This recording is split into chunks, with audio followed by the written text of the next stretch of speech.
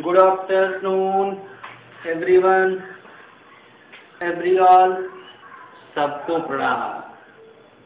ठीक है, चलिए, हमने जैसा कि आपसे वादा किया था कि हम लेंस पढ़ेंगे, लेकिन लेंस शुरू करने से पहले मैं बता दूं कि अगर आप चैनल पे नए हैं तो चैनल को सब्सक्राइब जरूर करें, ठीक है, ताकि आपको अच्छी अच्छी वीडियोस मिलती रहें।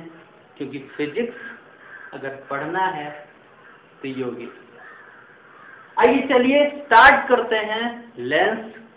सबसे पहला सवाल कि लेंस कहते किसे हैं, क्या है लेंस? तो आपको बता दें बेटा, बहुत ही आसान सी डिफिनीशन कि लेंस एक ऐसा पारदर्शी माध्यम है। कैसा? ध्यान से सुनिएगा, पारदर्शी है। लेंस एक ऐसा पारदर्शी माध्यम है जो दो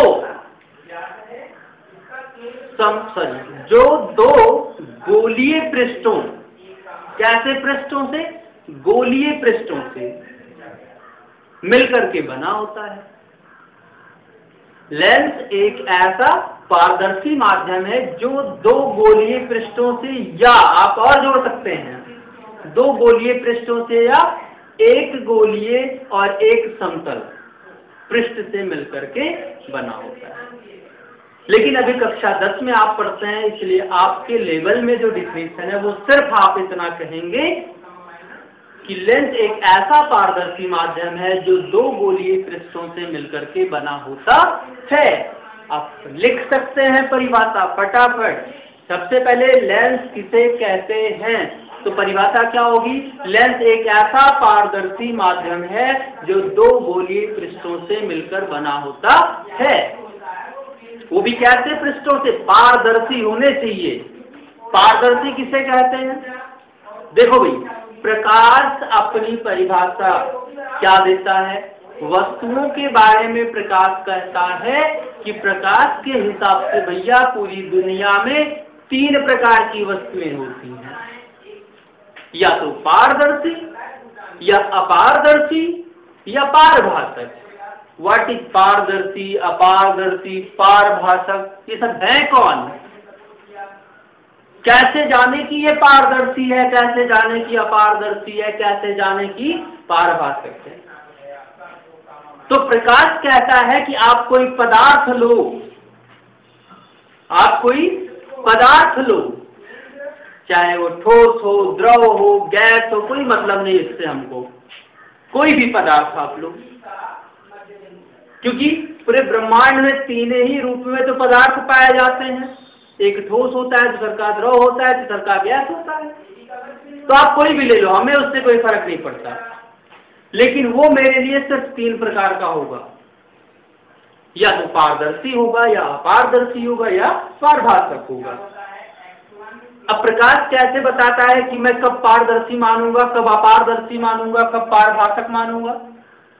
तो कहता है कि ऐसे पदार्थ जिसमें से मैं घुस करके उस पार निकल जाऊं, ऐसे पदार्थ जिसमें मैं घुस जाऊं, प्रवेश कर जाऊं, चल सकूं, गति कर सकूं, आगे बढ़ सकूं, और आगे बढ़ करके उस पार निकल जाऊं, ऐसे पदार्थों को पारदर्शी पदार्थ कहा जाता है। अब इसकी एक अपनी लैंग्वेज में परिभाषा देख लेते हैं। अपनी लैंग्वेज में क्या परिभाषा है? पारदर्शी, यानी कि उस पार दर्शन हो जाएंगे।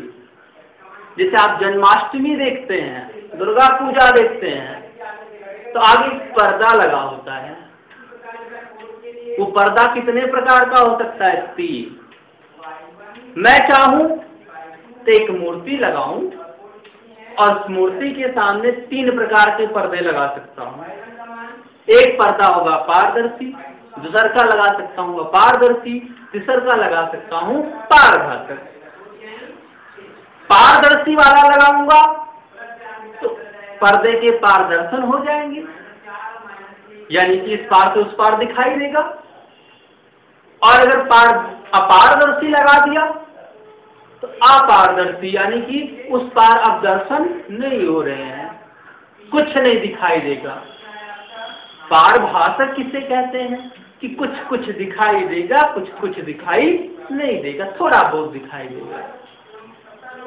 ठीक है, तो प्रकाश कैसे परिभाषा देता है कि जिसमें से मैं होकर गुजर जाऊं वो पारदर्शी, जिसमें से होकर ना गुजर पाऊं वो अपारदर्शी, जिसमें से थोड़ा थोड़ा जा सकूं और लोगों को वापस कर दिया जाए उसे हम पारभाषक कहते हैं। तो लेंस किससे बना होता है? पारदर्शी वाले से बना होता है। तो लेंस एक ऐसा पारदर्शी माध्यम है, अपारदर्शी और पारभाषक नहीं, पारदर्शी माध्यम है जो दो गोलीय पृष्ठों से, कैसे पृष्ठों से? गोलीय पृष्ठों से मिल करके बना होता है। दो गोलीय पृष्ठ होंगे, समतल नहीं होंगे, ध्यान रखना, गोली की तरह दो गोलीय पृष्ठ होंगे, गोली नहीं होगी। तो दो गोलीय पृष्ठों से मिलकर क्या होते हैं? बने होते हैं। लेंस मुख्य रूप से दो प्रकार के होते हैं। पहला उत्तल लेंस और दूसरा अवतल लेंस। उत्तल लेंस और अवतल लेंस। उत्तल लेंस को अभिसारी और अवतल लेंस को अपसारी लेंस भी कहा जाता है। ठीक है, तो उत्तल लेंस को अभिसारी और अवतल लेंस को अपसारी लेंस भी कहा जाता है। अब हम परिभाषा देते हैं कि उत्तल लेंस किसे कहते हैं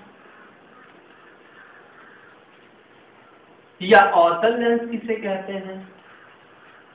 उत्तल मतलब उठा हुआ तल, अवतल मतलब झुका हुआ तल। पहले तो लेंस बना लेते हैं। ये गोलीय पृष्ठ एक लिया, ये दूसरा लिया, इनको जोड़ दिया, ये लेंस बन गया। फिर ऐसे लिया और फिर ऐसे लिया, जोड़ दिया, ये बन गया। ये उत्तल हुआ, ये अवतल हुआ। कैसे हुआ? परिभाषा से हुआ। परिभाषा क्या है कि ऐसा लेंस जिसका पृष्ठ, पृष्ठ मतलब ये तल, ये हाथ के जैसा, ये देखो, ये उठा हुआ है। एक गोलीय पृष्ठ ये हुआ, दूसरा का गोलीय पृष्ठ ये, दोनों जोड़ दिया, उत्तल लेंस। क्योंकि इसका तल, ये देखो, ये तल है, ये उठा है कि झुका है? तो उठा है। तो ऐसा लेंस जिसका तल उठा हो उत्तल कहलाता है, और जिसका झुका हो, यानी कि इन लोगों को अब तक ऐसा जोड़ा था, अब ऐसा जोड़ दो, तो इसका तल इधर देखो गदोरी की तरह झुका होता है। तो दूसरा कौन सा हो जाएगा? अवतल लेंस। अब लेंसों की परिभाषा के बाद लेंसों में कुछ मूल बातें होती हैं, उनको हम पढ़ेंगे। आइए देखते हैं वो बातें क्या हैं। अच्छा, एक बात और, उत्तल लेंस को अभिसारी और अवतल लेंस को अपसारी क्यों कहते हैं, ये मैं आपको आगे तब बताऊंगा जब इनकी जो मैंने अभी बताई मूल परिभाषाएं कुछ होती हैं, कुछ इंपॉर्टेंट डेफिनेशंस होती हैं, कुछ पॉइंट्स होते हैं, उनको बताने के बाद। क्योंकि उसकी अभिसारी और अपसारी की परिभाषा आपको तभी समझ में आएगी कि इसे अभिसारी क्यों कहते हैं, इसे अपसारी क्यों कहते हैं, जब आप इनकी सभी परिभाषाओं को अच्छे से पढ़ लेंगे। आइए देखते हैं।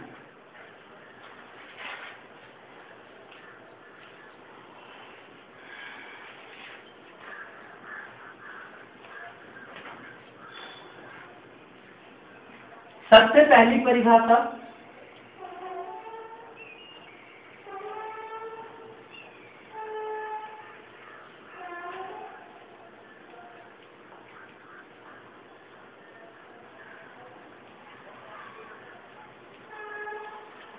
प्रकाशिक केंद्र किसे कहते हैं? तो हम दोनों लेंस बना लेते हैं, ये भी और ये भी। ये कौन सा है? उत्तल लेंस। ये कौन सा है? अवतल। ठीक है, ये दोनों लेंस है, उत्तल और अवतल।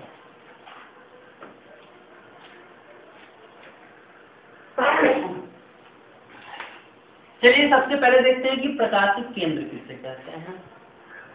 तो मैं आपको पहले बता दूं होता कहां पर है। प्रकाशिक केंद्र जहां पर होता है, लेंस के बीचों बीच में जो लेंस का मिडिल पॉइंट होता है, उसी मिडिल पॉइंट को हम क्या कहते हैं? प्रकाशिक केंद्र। लेकिन क्या हम ऐसे बता देंगे कि लेंस के मध्य बिंदु को हम प्रकाशिक केंद्र कहते हैं? नहीं, थोड़ा सा विज्ञान की भाषा में पढ़े तो अच्छा होगा। इसकी परिभाषा क्या होती है कि लेंस में उपस्थित या लेंस के मध्य बिंदु में उपस्थित वह बिंदु, आप नोट करते चलिएगा, लेंस के मध्य बिंदु में या लेंस के मध्य में उपस्थित वह बिंदु जहां से आने वाली प्रकाश की किरणें किसके बाद लेंस परावर्तन करेगा कि अपवर्तन? लेंस अपवर्तन का काम करेगा। इसमें प्रकाश वापस नहीं जाएगा, दूसरी तरफ निकल जाएगा। क्यों? क्योंकि लेंस पारदर्शी होता है। तो लेंस के मध्य बिंदु में उपस्थित वह बिंदु या वह स्थान जहां से आने वाली प्रकाश की किरणें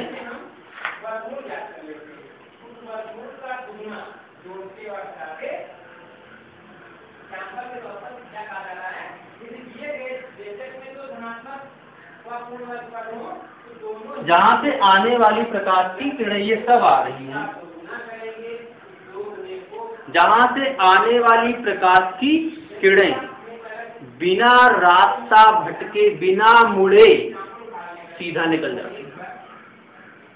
रिपीट अगेन, लेंस के बीचों बीच में उपस्थित वह स्थान जहां से आने वाली प्रकाश की किरणें बिना रास्ता बदले, बिना मार्ग परिवर्तित किए सीधा निकल जाती हैं, उसे हम प्रकाशिक केंद्र कहते हैं। क्या कहते हैं? प्रकाशिक केंद्र। इसमें भी वही करेंगे।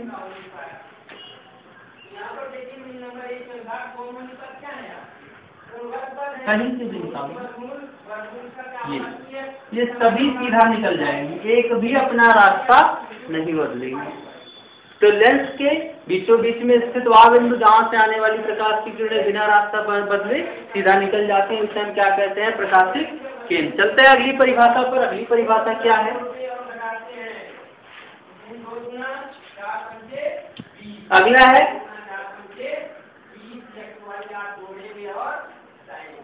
मुख्य अक्ष। ठीक, दोनों लेंस बनाएंगे।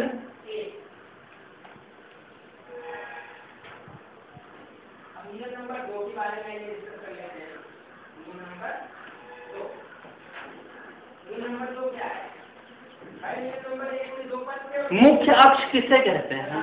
पहले तो मैंने ये दिखा दिया, ये देखो मुख्य अक्ष है।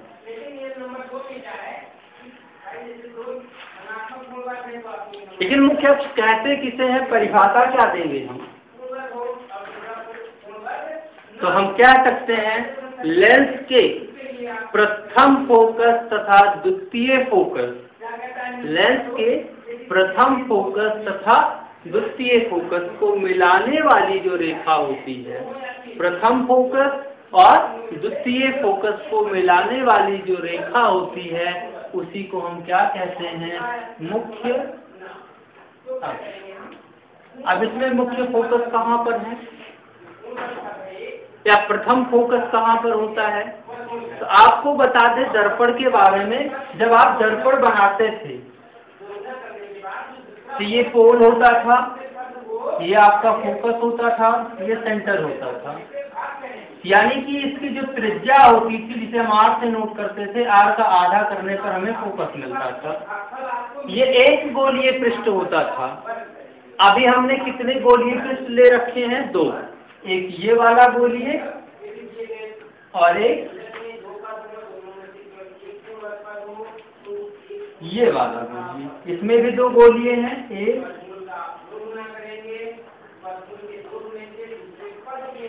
और ये दूसरा। ये 2 गोलीय पृष्ठ दोनों में हैं। तो अगर इसमें 2 गोलीय पृष्ठ हैं तो 2 फोकस भी होगा। जो प्रथम फोकस की बात करें तो वो हमारा इधर होता है F1 और दूसरा फोकस इधर होता है। यानी कि इस गोलीय पृष्ठ का फोकस इधर और इस गोलीय पृष्ठ का फोकस इधर। इन दोनों फोकसों को जो रेखा मिलाती है उसी को हम क्या कहते हैं? मुख्य अक्ष कहते हैं। इसमें भी इसका प्रथम फोकस किधर होगा? इधर होगा और इधर होगा। ठीक है, तो मुख्य अक्ष किसे कहते हैं? लेंस के प्रथम फोकस तथा द्वितीय फोकस को मिलाने वाली रेखा क्या कहलाती है? मुख्य अक्ष कहलाती है। अब क्वेश्चन यह है कि मुख्य फोकस किसे कहते हैं? आइए उसकी भी परिभाषा देख लेते हैं। यह लेंस का तीसरी परिभाषा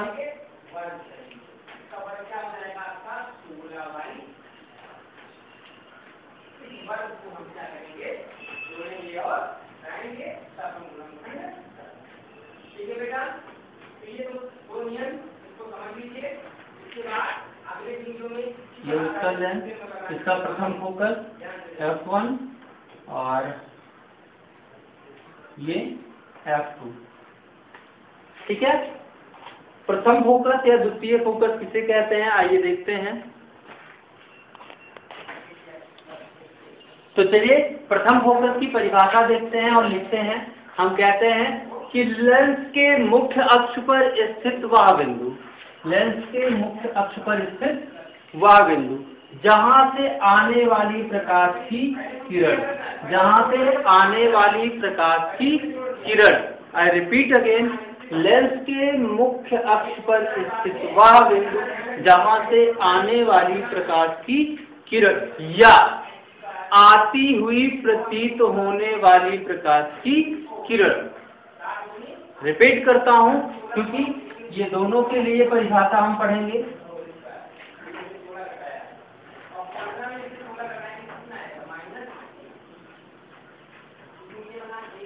ये तो आती हुई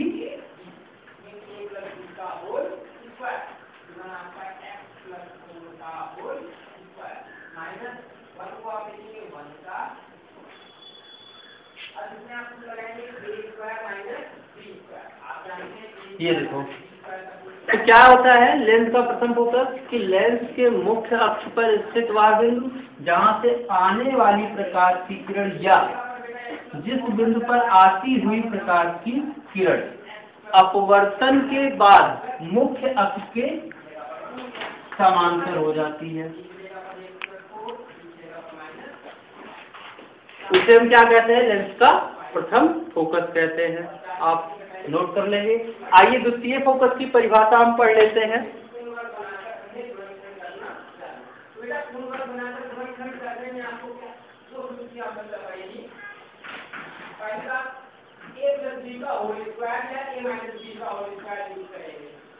उसके बाद जब आप यहाँ तक पहुँच जाएंगे जहाँ पर आपको हमेशा ठीक है, आइए परिभाषा इसकी भी देख लेते हैं।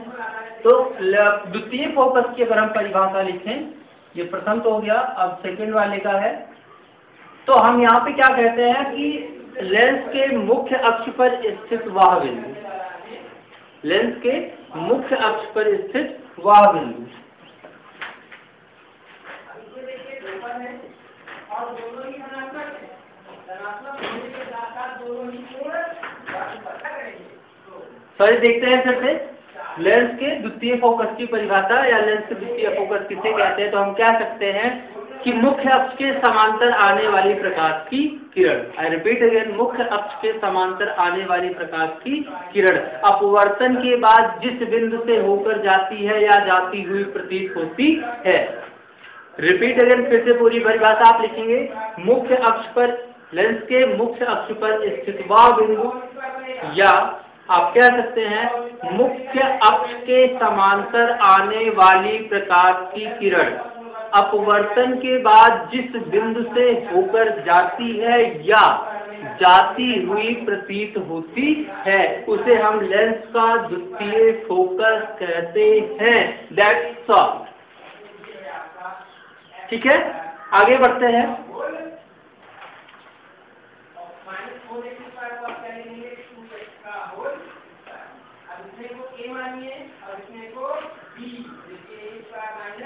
आगे हमें पढ़ना है लेंस में प्रतिबिंब का बनना। लेंस में प्रतिबिंब का बनना, इसे हम अगली वीडियो में आपको बताएंगे। तब तक आप लेंस किसे कहते हैं, लेंस कितने प्रकार के होते हैं, और हम आपको अगली वीडियो में ये भी बताएंगे अभिसारी और अपसारी क्यों कहते हैं, तथा मुख्य अक्ष, प्रकाशिक केंद्र, प्रथम फोकस, द्वितीय फोकस, इन सब की परिभाषा आप लिख करके याद करेंगे। ठीक है, बहुत बहुत धन्यवाद, मिलते हैं अगले दिन।